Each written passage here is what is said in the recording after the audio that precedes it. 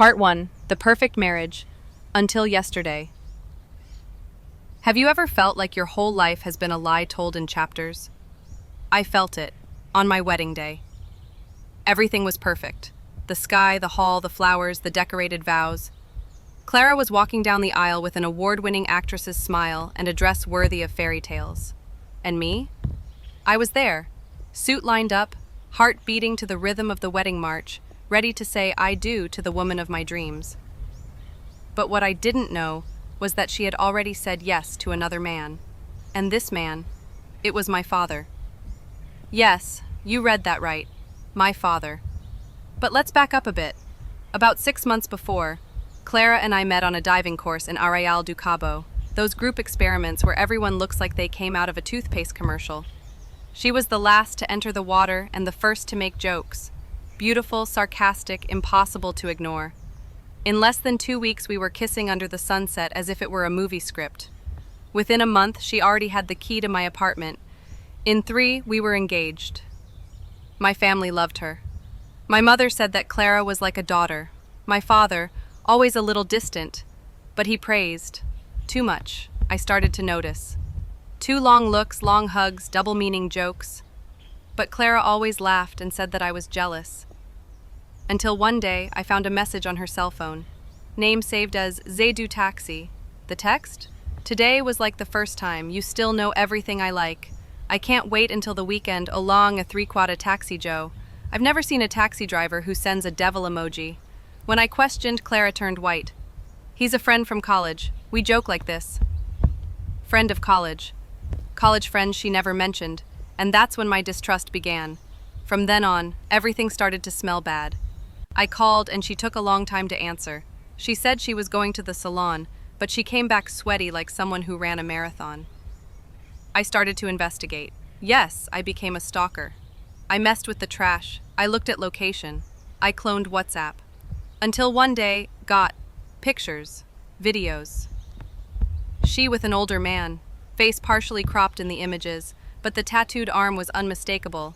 It was him, my father. The same man who taught me how to ride a bike, who took me to school, who paid for our wedding. They had been together for months. Clara met me. Because of him. She had known him before. It was all planned. Part 2, One Father, Two Secrets. Do you know when your mind wants to explode and your body doesn't respond? That's how I felt when I saw those photos. White, my father, in the bed of the family farm, where we spend all the Christmases of childhood. It was as if my life had been written by a drunken screenwriter. It could only be a prank. But it wasn't. I spent 2 days without being able to look anyone in the face. I didn't eat. I didn't sleep. I just thought, why? On the 3rd day, I scheduled a dinner with Clara. She thought it was reconciliation. She arrived in a red dress, the one she used to wear when she wanted to seduce me. He sat at the table smiling, as if nothing had happened. You look tense, love, he said, putting his hand on mine. I took a deep breath. I opened the notebook and pressed play. A shaky video, taken from the cell phone. Clara is my father. Laughing, kissing, saying things that not even in an adult film I imagined hearing from their mouths. Her smile disappeared. His face melted in dread. I can explain. You'll explain by looking into my eyes and not lying. She hesitated. The hand trembled. I knew your father before I met you. In a bar, he told me he was separate, that he had a spoiled son, heir to a huge company. He said I was different, that I could be part of something big. Something big? I interrupted. What? A plan to destroy me? She cried, but for me, it was already theater. At first, it was just a game, I swear. Your father wanted to use me to distract you. He said he needed you to be emotionally busy, that he wouldn't have time to get involved in the family business. And it was there that everything changed. I thought it was just love betrayal, but it was corporate treason as well. My father, owner of one of the largest construction companies in the region, was about to be investigated for fraud in public contracts. And I, the son, recently graduated in business administration, was a threat. A detail on the board that could collapse his castle. So he sent Clara. She seduced me, won me over, took me out of focus. And when I was properly blinded by love, he would sign all the dirty contracts on my behalf. Clara tried to leave. He tried to tell, but I was already too caught up in the game. He threatened me. He said that if I told you, he would disappear with me. And yet, did you keep him? I didn't. She hesitated. I fell in love. But for you, it was the final blow. I got up from the table and left without looking back, but I wasn't going to let it go. From that day on, I began my plan of revenge, and if my father thought I was just a spoiled boy, he was about to find out who I really was. Part 3. The game changes. Betrayal is like gasoline. Burns fast. But revenge. Revenge is slow, cold, and precise. The following week, I returned home with a clear plan: to destroy my father the same way he tried to destroy me, from the inside, and in style. He thought I was weak, a boy too emotional to deal with figures, contracts, and power, so I let him continue to think. I returned to the company's office, as if I had returned from grief.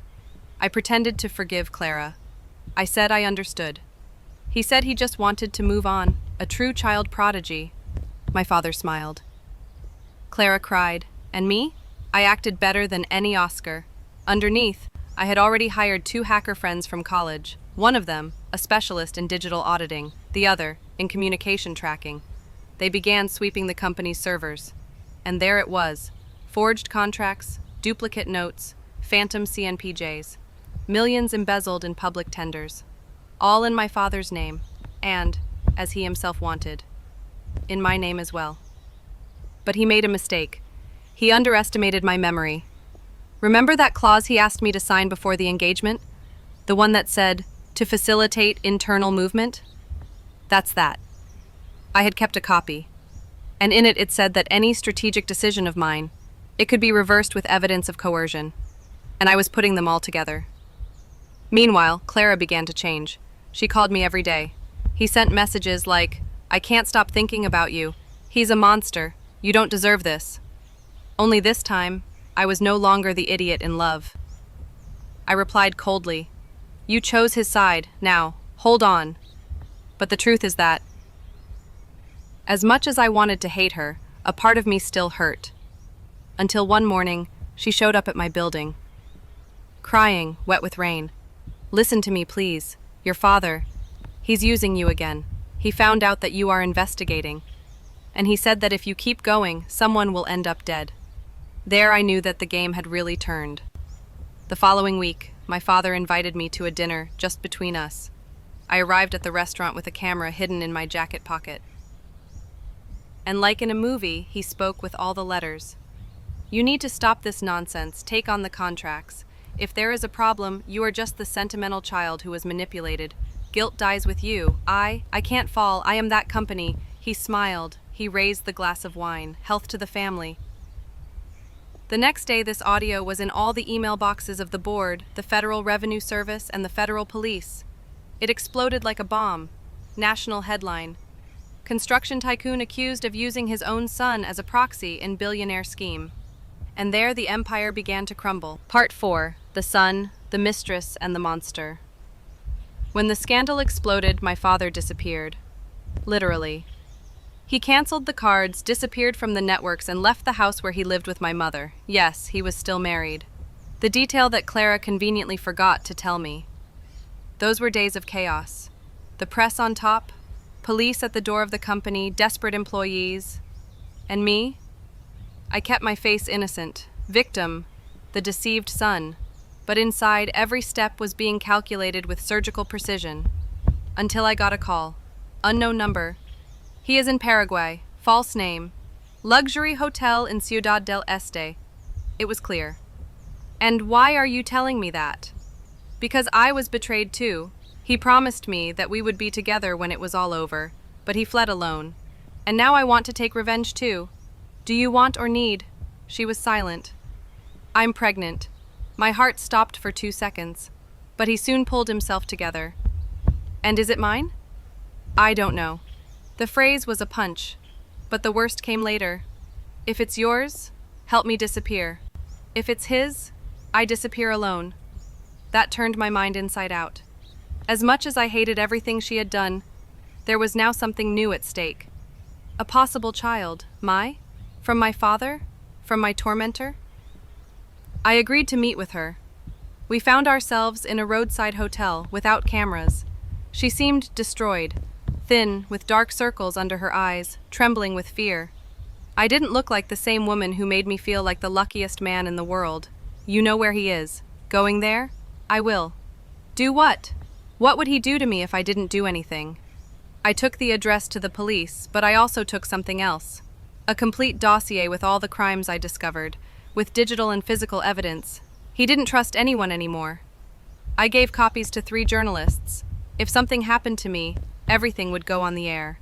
2 days later, I received a call from the border. You need to come here. It's about your father. I arrived at the hotel and saw the most surreal scene of my life. My father handcuffed, without shoes, being led by 2 feds. When he saw me, he spat on the ground. You're weak, and he will die weak. I just replied, maybe, but today I sleep free. But the story was not yet over. Weeks later, I received an envelope. No sender. Inside, a pregnancy test. Positive. And a note from Clara. I was used, but I really loved you. You'll never know if it's yours. Or his. But I hope you never treat him as a traitor, because it can be your chance to do everything differently. And then, she disappeared. Part 5. The Son of the Secret. 5 years have passed. My life has changed completely. I sold my share of the company after the investigations were over. My father was sentenced to 18 years in prison for fraud, money laundering, and criminal organization. But he got out of prison a year later, thanks to a habeas corpus and his invisible friends. I never saw him again. As for me, I started again in another city, with another name. I dropped everything: the surname, the partners, the spotlight. I worked as a consultant, then I set up a cafe. The peace I sought. It came gradually. But it never completes. Because every day when I woke up, I thought about Clara, and in the child. That could be mine, or my father's. I was never sure if it was nostalgia or trauma. Until one ordinary afternoon, while serving at the coffee counter, I heard a childish voice. Mom, can I get a cookie? I looked up and froze. White. Shorter hair, tired look, but it was her. And next door, a boy of about 4 years old. Dark brown hair, crooked smile. But what really took me apart, it was the eyes. My eyes. She saw me. It was static for a second. Then he lowered his head. He took the boy by the hand and went to leave. Clara, wait. She stopped, trembled. Why did you come back? He wanted to know the sea, and maybe say goodbye. From me? She nodded. Is it mine? She hesitated for a second, but he didn't lie. Yes. The ground disappeared beneath my feet. I took a deep breath. I looked at the boy. What's his name? Clara bit her lips. Joseph. I swallowed. It was my father's name. Why?